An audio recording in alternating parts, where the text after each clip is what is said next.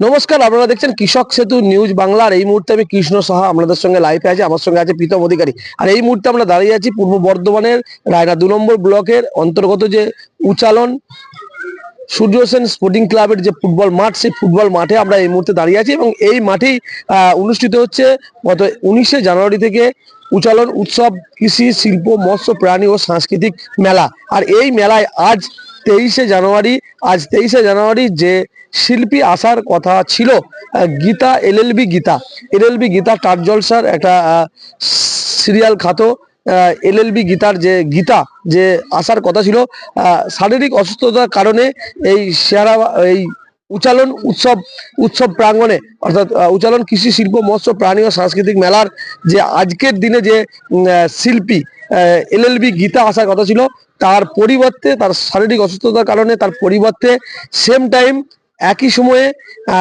সময়ে একই মঞ্চে অনুষ্ঠিত হবে সাংস্কৃতিক অনুষ্ঠান।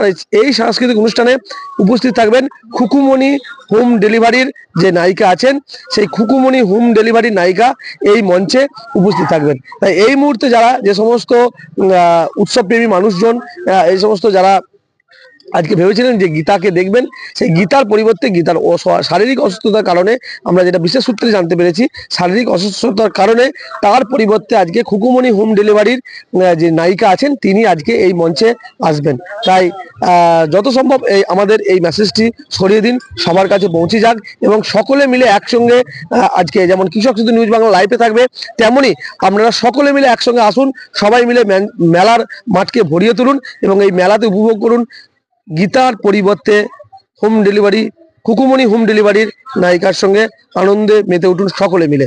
দেখতে থাকুন, সঙ্গে থাকুন কৃষক সেতু নিউজ বাংলা। প্রীতম অধিকারীর সঙ্গে কৃষ্ণ সাহা, উচালন।